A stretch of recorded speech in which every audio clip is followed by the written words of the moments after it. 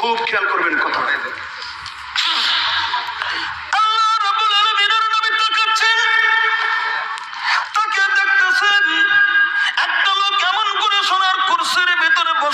নিজের দিকে খুব খুব খুব খুব করে নেমে আসতেছে।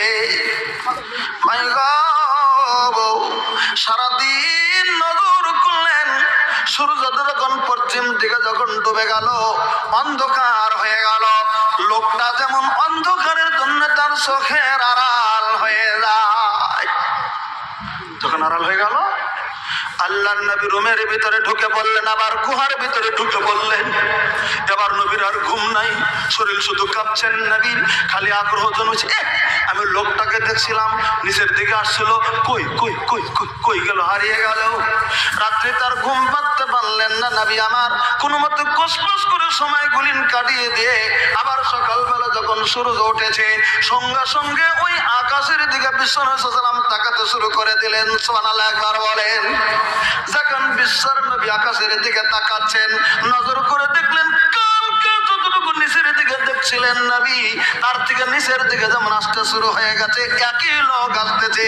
দ্বিতীয় দিন সারাদিন দেখেছিল, তৃতীয় দিন ওই সকাল বেলাতে যেমন সূর্যের 10টার বেলা 10টার সময়, নয়তো 10টার সময়ের মতো এমন অনুমানিক লেখা হয়েছে তাফসীরের ভিতরে, অমন সময়ে আল্লাহ রাব্বুল আলামিনের নবী ওই গুহার কাছে আছে, আর ওই সোনার চেয়ারে করে বসে থেকে মাথায় পাগুড়ি বেঁধে একটা লোক ওই চেয়ার থেকে ওই জমিনের ভিতরে নেমে পড়েছেন। সুবহানাল্লাহ বলেন।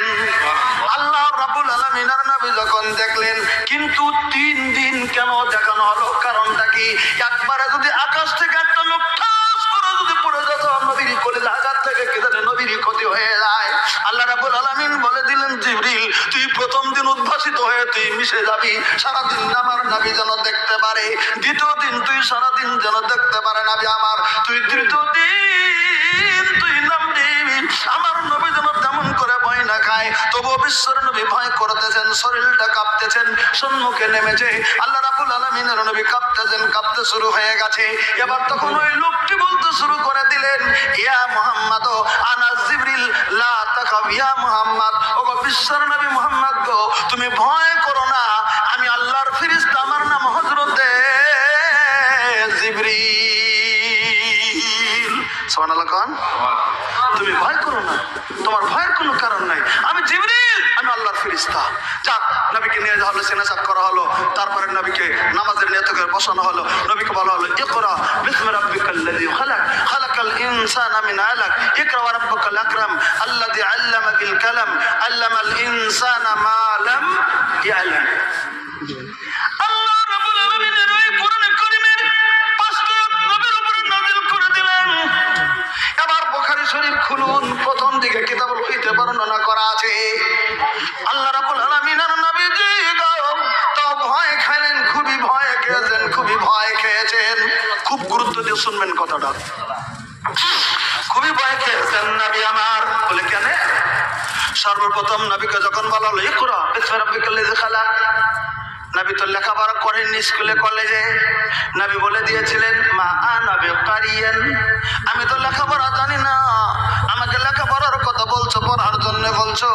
হযরতে জিবরিল করেছিলেন কি, হযরতে জিবরিলের সিনার সঙ্গে আল্লাহর নবীর সিনাটা মিলিয়ে এরকম করে দাবিয়ে দিয়েছিলেন।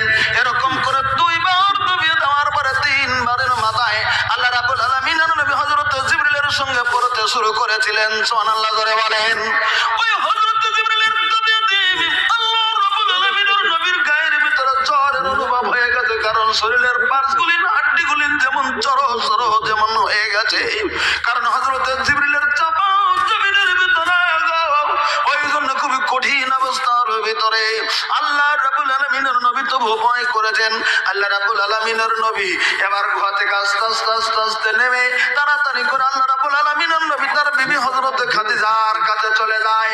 বুখারী শরীফ খুলুন, প্রথম দিকে বলা আছে কিতাবুল ওহীতে, দরজা থেকেই আল্লাহর নবী বলতেছেন, খাদিজা রে খাদিজা, জাম্মিলুনি জাম্মিলুনি, আমাকে তাড়াতাড়ি করে চাদর ধামকে ঢেকে দাও রে খাদিজা, আমার জ্বর উঠে গেছে শরীরের ভিতরে, আমি ভয় করেছি, আমাকে তাড়াতাড়ি করে চাদরটা তুমি ঢেকে দাও। হযরতে খাদিজা রাদিয়াল্লাহু আনহা হযরতে বিশ্ব নবীর বয়স যেদিন 25 বছর বয়স, হযরত খাদিজার বয়স যেদিন 40 বছর বয়স, বিয়ে হয়ে গেল। এবার নবীর বয়স 40।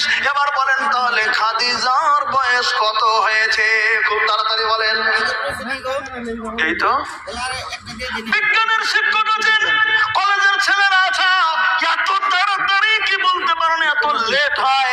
নবীর বয়স 25, খাদিজার বয়স 40। এবার খাদিজার বয়স, নবীর বয়স এবার 40, তো খাদিজার বয়স কত? 55 বছর বয়স, 55। আর এই 55 বছর বয়সেরও খাদিজা আল্লাহ রাব্বুল আলামিনের নবীকে বলতেছেন, ওগো আমার স্বামী, কি হয়েছে আপনার এমন করতেছেন কেন? হয়েছেটা কি আপনার? কি হয়েছে? কি হয়েছে? বল এই যাইলো, এই যা, এই যা, এই যা, ভয় ওই যে আসছিল ভয় করছে। হযরত খাদিজা বললেন, আমার স্বামী যে গো, ভয় করেন না, আমি খাদিজা আপনাকে একটা কথা ক্লিয়ার ভাবে বলতে চাই। বলে কি রে, কি বলতে চাও? বলে আমি জানি আপনার কাছে কোনোদিন পৃথিবীর জমিনের ভিতরে কোনো দেওদান দুষ্ট জিনিস কোনোদিন আসতে পারে না। আকীদা কেমন গো খাদিজার? বলে কেন, কোন করে বলতে পারো? বলে আমি জানি পৃথিবীর জমিনের ভিতরে, ও স্বামী গো, আপনার চরিত্র আমি দেখেছি পৃথিবীর জমিনের ভিতরে আপনি কোনোদিন কাউকে মারেন না, কোনোদিন কাউকে আঘাত দেন না। আপনার দিলের ভিতরে দয়া আছে, মহব্বত আছে, আপনার দিলের ভিতরে দয়া মমতা আছে। পৃথিবীর জমিনে আপনি শুধু উপকারী করে যান গো আমার স্বামী। পৃথিবীর জমিনে আপনি খালি ভালো কামগুলি নি করে যান। পৃথিবীর জমিনে আপনি ভালো কথাগুলি নি বলে যান। পৃথিবীর জমিনে আপনাকে কোনোদিন আমার সঙ্গে আপনার বিবাহ হওয়ার পরে কোনোদিন আপনার মধ্যে আমি কোনো অন্যায় পাই নাই। যে পৃথিবীর জমিনে অন্যায় করে না, যে পৃথিবীর জমিনে খারাপ কথা বলে না, যে পৃথিবীর আরেকজনের কোনো নোকসান করে না, ওই লোকটার কাছে কোনোদিন খারাপ জিনিস আসতে পারে না। আমার মনে হয় আগের জাম্বিয়া কেরাম ছিলেন পৃথিবীর জমিনে, তার কাছে যে ফেরেশতা গুলি নাচছে, আমার মনে হয় সেই ফেরেশতাই মনে হয় আপনার কাছে চলে এসেছে।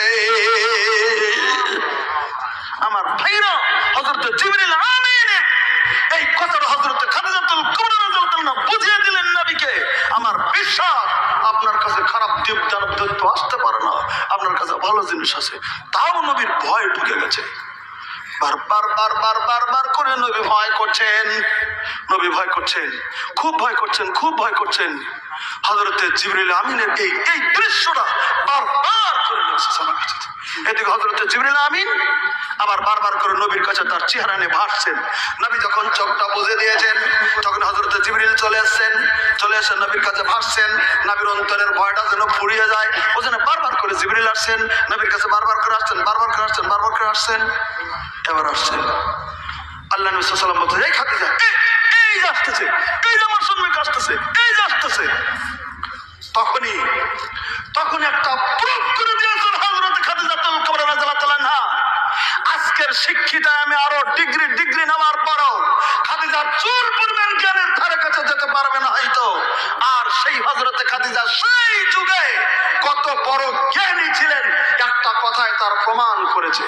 তার ইতিহাস পড়া ছিল, তার হিস্টোরিক্যাল জ্ঞান ছিল যে যারা আল্লাহর ফেরেশতা হয় তারা এই পৃথিবীর জমিনে ফাহেসা বা বেহায়া কোন মহিলাদের কাছে নাকি আল্লাহর ফেরেশতারা লজ্জা পায়, তারা থাকে না। এটাও আগের তাওরীত ইনজিল জাবুরের স্টাডি করে পেয়েছিল। এবার খাদিজা বললেন, স্বামী গো, আপনি চিন্তা করিয়েন না, আপনার কাছে ভূত বা দেওদানও পারছে না, আল্লাহর কোন ঐশ্বরিক ফেরেশতা আসছে, আমি একটা প্রমাণ করে দেব। আল্লাহর নবী মনে মনে ভাবছেন, খাদিজা কি প্রমাণ করে দেবে? হযরত খাদিজা কি প্রমাণ করে দেবে যে আমার কাছে সত্যি আল্লাহর ওহী আসছিল, ফেরেশতা আসছিল? কি প্রমাণ করে দেবে আমার কাছে? খাদিজাতুল কুবরা বললেন, হযরত খাদিজা একটা কাজ করে দিলেন। দেখেন, আমাদের মা বোন যদি কেউ জেগে আছেন তাহলে ভালো করে শোনেন। হযরত খাদিজাতুল কুবরা দাদার মাথার ওড়নাটা একটু ঘুঙ্গুর দিয়ে, কাপড় দিয়ে একবারে মুখটা সম্মুখে, মুখটা যেমন করে ঘুঙ্গুর দিয়ে উনি বুঝিয়ে দিলেন, মাথাটা বন্ধ করে দিলেন, মুখটাও মোটামুটি ঢেকে দিয়েছেন, চোখটা ঢেকে দিয়েছেন। খাদিজা চোখ, মুখ আর মাথা একবারে এরকম করে ঢেকে দিয়ে আবার জিজ্ঞাসা করছেন, স্বামী গো, এবার আপনি বলেন, ওই লোক যে আপনার কাছে যে ছিল তাকে আপনি দেখেন কিনা? হযরতে খাদিজা যখন এরকম করে ডেকে দিয়েছেন, হযরতে জিবরিল নবীর কাছে আছেন, বলে হ্যাঁ এই যে আমার সামনে কাছে, এই যে আমার সামনে, এই তো দেখতেছি, এই তো দেখতেছি।